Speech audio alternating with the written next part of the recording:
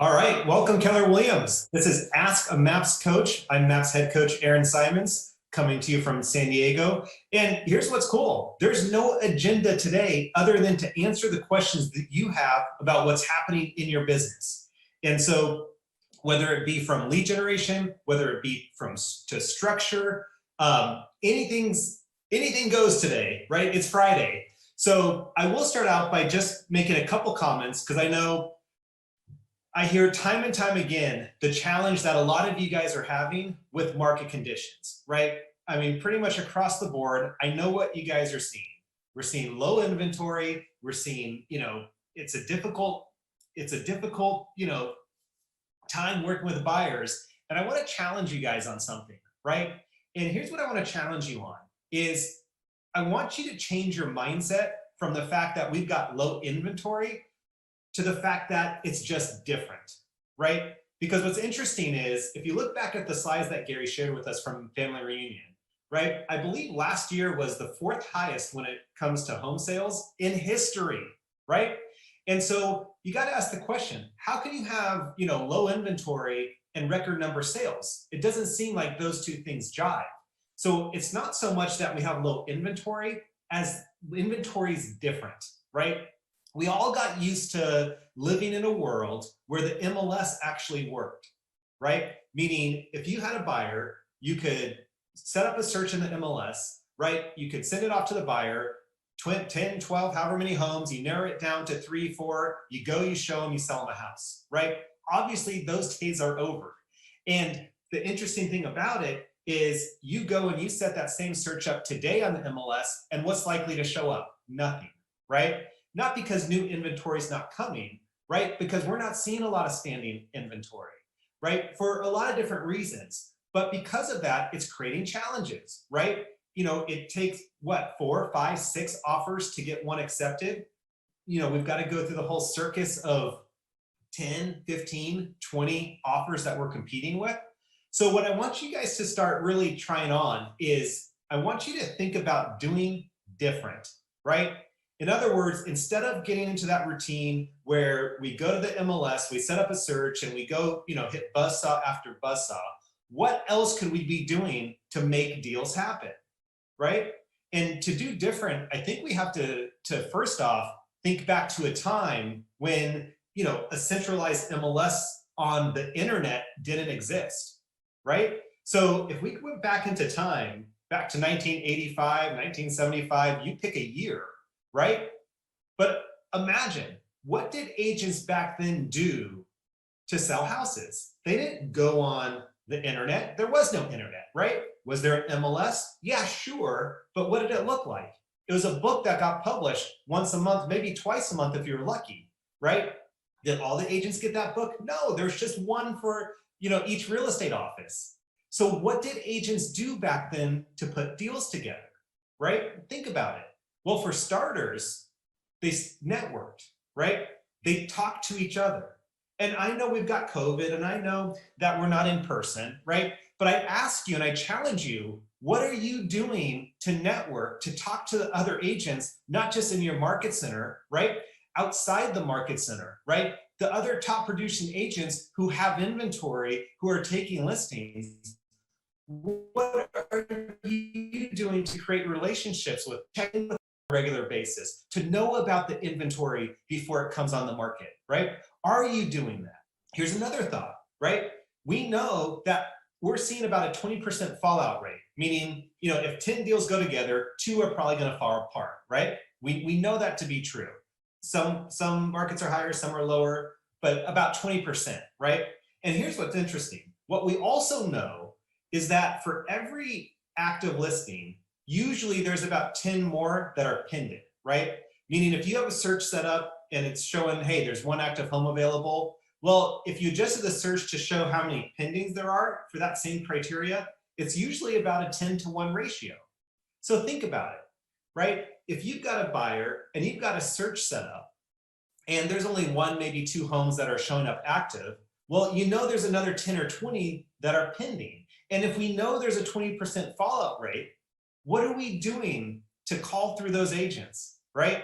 And say, hey, I just want to check in. How's the deal going? If it goes sideways, I've got an interested buyer that's still ready, willing, and able, and love to slide them into the deal. It's a simple thing, right? But I'm amazed as I talk to my clients, as I talk to the top listing agents, guess how many calls they get each week from agents either checking in on their inventory upcoming or checking in on the deals they have pending. It's usually 0, right? Which means there's a lot of room for us to improve what we're doing. So think about it, right? Number one, let's just go and start creating more relationships, talking more about our needs, right? What we have, what they have, right? And start opening up inventory that way. Number two, let's make sure we're going to the pendings, right? To those agents and seeing which deal is a little rocky, right? Where might an opportunity open up? Because what's interesting about that is that the squeaky wheel is going to get the grease. If you happen to be in the right place at the right time, because you're doing your job every day and incorporating this into your lead gen, there's a good chance that that listing agent will say, you know what, it's going sideways. If your buyer's willing to agree to, this, this, and this, I'll slide them in, right? And now we're not competing with the other 20 offers again. So we got to make sure we're doing that. And then the third thing I'm going to challenge you on doing different is where your buyers are looking, right?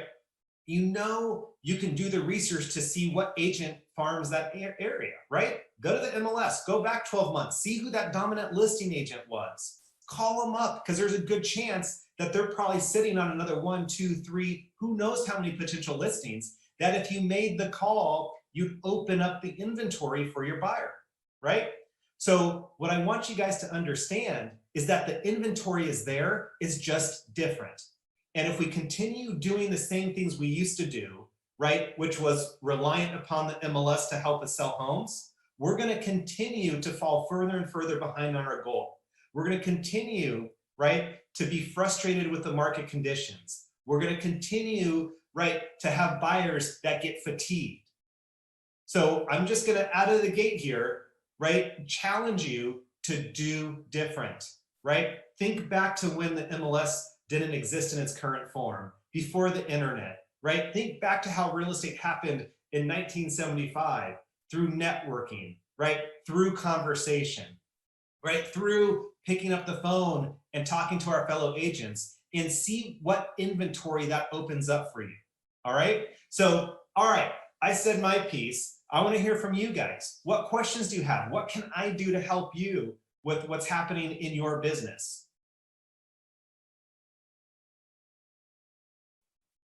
Well, Ben, if you're asking me if this is the best year I've seen in my career, I can tell you this, right? Of the top producing agents that I coach, the majority of them are having the absolute best year in their career, right? Because they've all acknowledged that there's an opportunity, because most agents are not doing different. Most agents are resigned to the current market conditions, and they're not taking the opportunity and running with it, which, you know what? It opens up a void that the top agents who are willing to go and do things different are filling. And as a result, yeah, their businesses are not suffering. In fact, they are having their best years ever because they're doing different, right? And the other thing that they're doing, by the way, to continue to have the best year of their career, right, is when it comes to their database, they're being dynamic and they're being engaging. This is one area that, again, I often see with agents is that they're being too static with their communities, right? Look, we all know about 36 Touch, right? We're sending emails, we're doing our phone calls, right? Maybe a direct mail piece, maybe an event here and there. But at the end of the day, that's very static. How many emails do you get that you really, truly pay attention to, right? We gotta be more engaged. And what's cool about real estate, when you think about it, is when you turn on the TV at night, how many shows are there about what we do, right? Not just shows, how many networks are there about real estate? Think about it, right? You got HGTV, you used to have DIY, you now have Discovery Plus, which, by the way, is probably 75% real estate content, right? You've got Bravo, you've got TLC. All these networks, their top rated shows are oftentimes around real estate, right?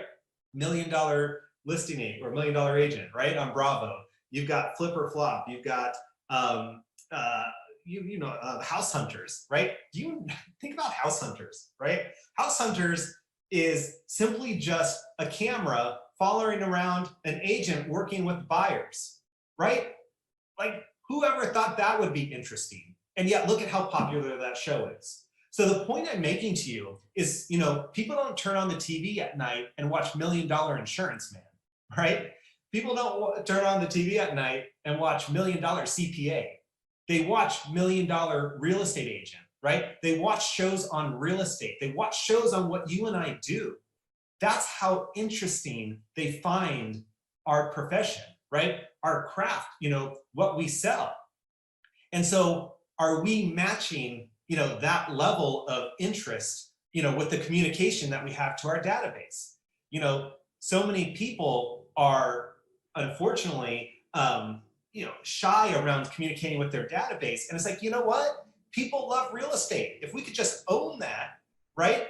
And instead of them having to go watch all these network television shows, we could show it to them right there in their own city, in their own town, if we chose to do that, right? That's the great thing about social media. If you guys remember back to MegaCamp, I think it was MegaCamp last year is I think the first digital one, where we had the gal from Facebook and the gentleman from Google. The Facebook gal, if you remember, she said, as many people that sit down at night and watch, shows on network TV, she said you're seeing just as many people sitting down and watching Facebook videos, right? Not highly produced content, right? But organic videos. And she was very clear. If you want more influence over those you're connected to, give them more video. And I'm just making the point, we already know that they love real estate content because that's what's on all the TV shows, that's what's on all the networks out there. So why are we not giving them more of that content, right? As a way to connect with them. Are we looking at ourselves and saying, you know what? I don't need to go be a star on Bravo. I can simply be a star right here on social media to my own database. It's what they want. It's what they're already out there watching. So are you being dynamic? Are you being engaged? And so I've got more thoughts on that. And so what it also looks like, right, in being dynamic and being engaged is not just relying on a phone call or an email for those touches, right? What are we doing from a marketing standpoint? What are we doing from an event standpoint to be omnipresent in their world, right? And so what I mean by that is, we don't need reasons to reach out. Real estate is reason enough to reach out, right? However, are we providing, an experience for the people we're connected to such that they don't need to go anywhere else, right? And so what I would say is some of the top things that we're seeing people do to connect with their database through events, even through COVID, right? The best practice is that they're having one marquee event each month, right? Which drives all their other communication. Because that's the challenge. Hey, I just spoke to him 2 months ago. I'm going to call him again. What do I say? Well, if you had a better reason, right? And if you had a fun reason, it might be a little bit easier. So from an event standpoint, from a marketing standpoint, what does it look like for you? Well, we've got some options. Now, look, I know we're still in COVID. I know some states are starting to open up, but when you look at what you can do, right, to take care of the database, you do have live events, right? You do have charity-driven events, which, by the way, are extremely COVID-friendly. Charity events, whether it's a food drive, a clothing drive, a blanket drive, right? A school supply drive, which are always very popular, right? Those are all fantastic charity-style events, which are usually drop-off style, right? Which are extremely COVID-friendly. And so imagine if you had a charity event once a quarter, right? Maybe you also once a quarter were doing some form of a live event, right? Those are coming back, right? And then, you often see agents doing some sort of what we call the reverse bold 100, which are the giveaways, which obviously you got to, check with your broker, check your local, state and town, because there are some restrictions on real estate agents doing giveaways, right? However, if you are able to do a giveaway style event on a quarterly basis, right?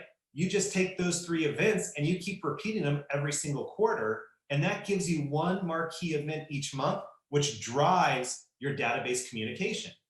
So if you need any reasons, you've got a reason right there every single month, right?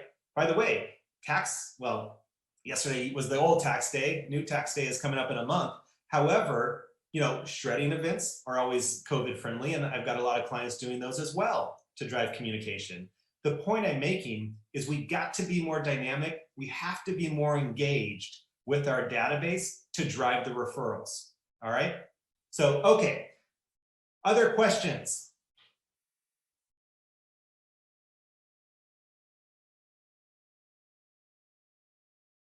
All right, so think about this, right?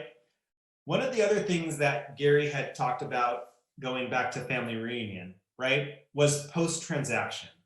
And what's interesting about post-transaction is, as an industry, as we don't do a very good job, right? Outside of selling someone a home, handing them the keys and saying, hey, good luck with it, right? We know from the NAR survey, the home buyer and seller survey done every year, that we don't do a very good job when it comes to post-transaction. Now, I just talked to you about, being dynamic, being engaged, events as a way to do that, right? Social media as a way to do that. And that's all great. And there's one more way we can also be dynamic and engaging, and that's in taking care of their home, right? And what I mean by that is, think about a car dealership. If you go to the car dealership, you've obviously got the sales department. Out front, you've got the car lot, right? And then right next door, what's that big building next to the sales department? It's the service department, right? Why does the service department exist? Well, it exists, obviously, it's a profit center, but more importantly, it's a retention tool, right? You keep going back to that dealership, right, where they're servicing the product they sold you, there's a higher likelihood that you'll buy another one of their product. That's what it is, right? And what's interesting is, if you went to buy a car today, right, at a new car, right, not a used car, but if you went to buy a new car today, right, and the salesperson handed you the key and said, hey, good luck with it. Oh, by the way, don't forget to maintain it over time. That would be unacceptable, right? If they had no service department and if they have no service plan, you would not be buying that car, right? But in real estate, that's what we do. Here's your keys, good luck with it. Now, at best, right, what if you went to that car dealership, they handed you the keys, and then they handed you a list of good mechanics they referred, right, and said, hey, by the way, here's a list of mechanics we recommend. Don't forget to, take care of it every, 5,000, 10,000 miles. Even that would not be acceptable. You would not buy that new car if all they did was hand you a list, a vendor list, right? But you know what? That's pretty much as good as it gets in our world. We have a vendor list that we share with our clients, and we say, hey, here's a vendor list, good luck with the house. It's not enough, right? And that's where I think there's another huge opportunity for us to really take care of our database and take care of them around the product we sold them, right? Think about it. What can we do to be like the car dealership where it's the easy button? I don't have to think about it. A light goes off in my dashboard, right? Now by the way, now the dealership already knows, right, how many miles are on the car, right? They already know when my car needs to be serviced, right? Because now most cars have apps, right, which have all that information, which means if I have it, they have it, right? And you want to know what now they do? I don't even have to go to the dealership. They come to me, drop off the loaner, take my car, have it, serviced, and then they bring it back. That's the easy button. And so the question that I have for you guys is, what can we do with our database to give them the easy button around maintenance on the product we sold them, right? Not just here's a vendor list, but hey, click here and your windows are washed, right? Hey, click here and the guy will come and change your air filters, right? Click here and gutters cleaned, right? What could we do to build that out for our clients? I mean, you want to talk about taking care of your database at a high level, right? Because at the end of the day, even if we are dynamic and we are engaging and we are doing fun, cool events and giveaways and this, that, or the other, right? Not everyone's going to participate. It's an opportunity for us to touch everybody, right? But they're not all going to come participate. So now, though, if we have one other way where we're being dynamic and engaged around helping them maintain their home, right? Now, all of a sudden, who wouldn't want that? I don't know about you guys, maybe you're better than I am, but remember, for most of us, the time changed about a month ago. Well, what are you supposed to do when the time changes? Oh, you're supposed to change the batteries in your smoke detector, right? Well, yes, I got all sorts of emails. I saw all sorts of checklists about it on social media, but I can tell you this, it didn't motivate me to go get on a ladder.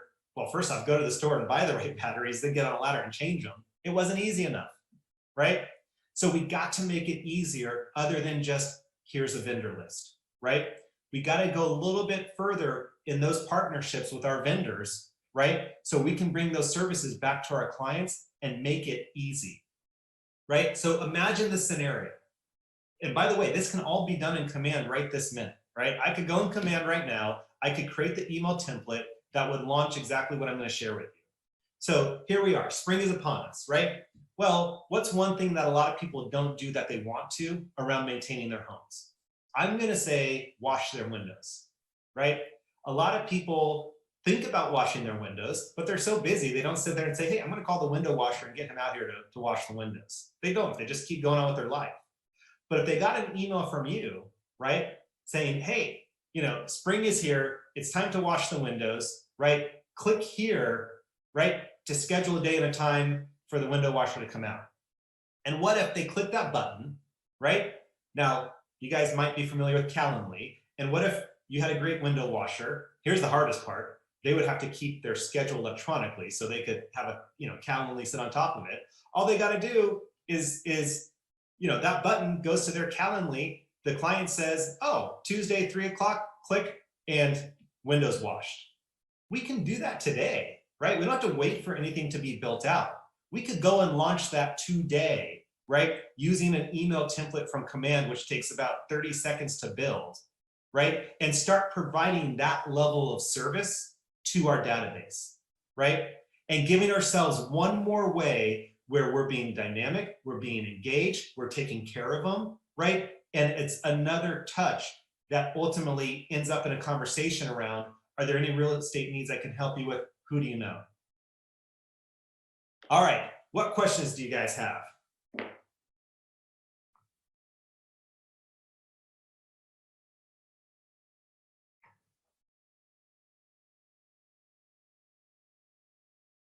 Love it. What's the best way to farm a new neighborhood? All right, so I'm gonna give you a buffet of answers there because everyone's a little bit different, from a COVID standpoint, right?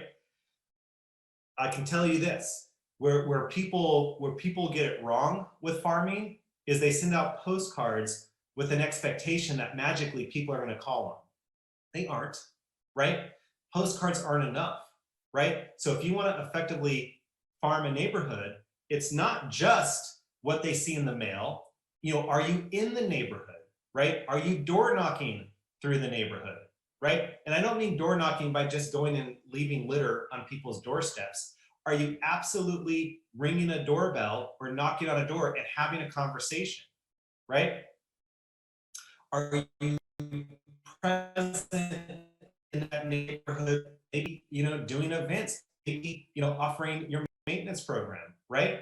So to answer the question around what's the best way to farm the neighborhood, right? I can tell you this, it's not just send a postcard, right? It's send a postcard, it's door knock the neighborhood, it's be there as a resource for that neighborhood, right? And then of course, right, making sure we adhere to do not call TCPA, right?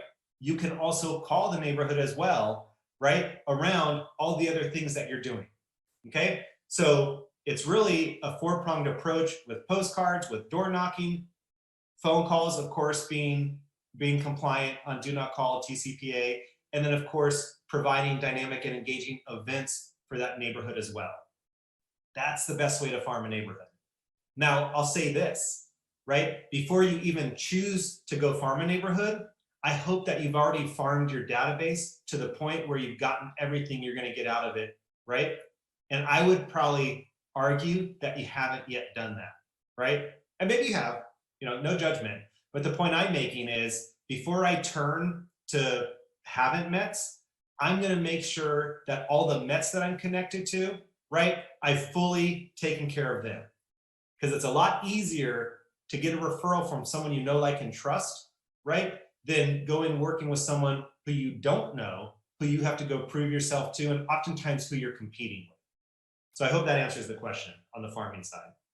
All right, good question though. What other questions?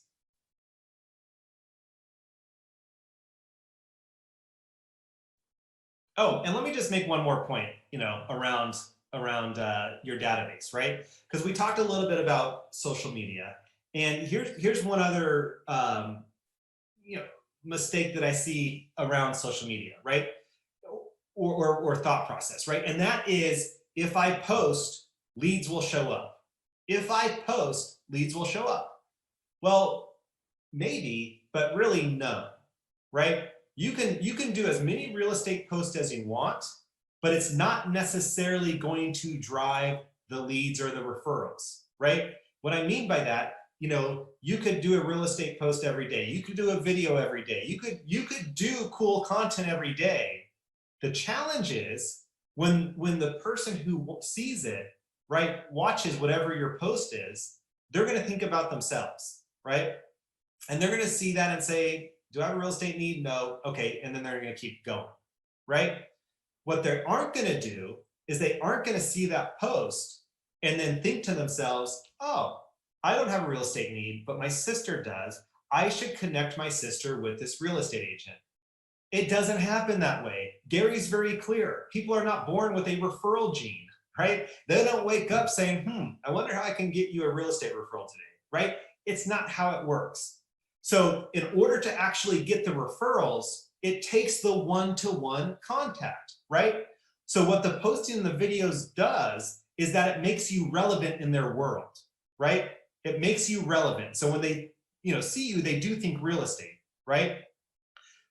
What it does is it makes you relevant such that when you send them a one-to-one message, right? Let's say you send that person a direct message, it's not going to be coming from left field because they're going to see you out there, right?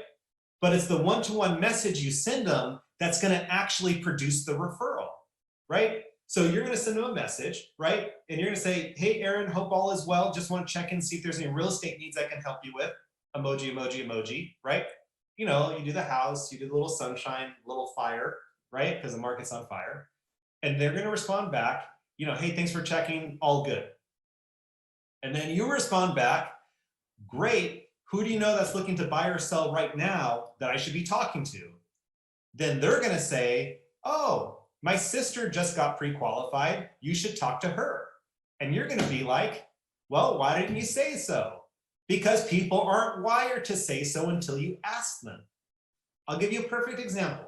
Great client of mine, right? He was, he has a great vendor who does granite countertops, right? He was in her shop, taking care of a countertop for somebody, right? And they had a conversation about real estate and how it's on fire, right? Good conversation, right? He's wrapping up whatever he was doing with her. And before he walked away, luckily, he said to her, hey, by the way, who do you know that's looking to buy or sell that I should be talking to? She said, my daughter just got pre-approved. Now, they had been having a conversation about real estate for 5 minutes. Not once did she say, my daughter just got pre-approved, you should talk to her. He was about to walk out when luckily his training kicked in, right? And then he asked the question, who do you know? And then she said, my daughter. But she wouldn't have said it if he hadn't asked, okay? So hopefully you can take that, right, and implement it, right? And remember, we want to do different in this market. Do not do the same things we've been doing to find homes. We must do different. We must be dynamic. We must be engaged with our database, right? And we've got to first look to the database, in my opinion, before you start looking outside to the haven't-mets. All right, so hopefully you guys got some great nugget from today. I appreciate you being here. I appreciate those of you who did post questions. We'll see you down the road. See you, everybody.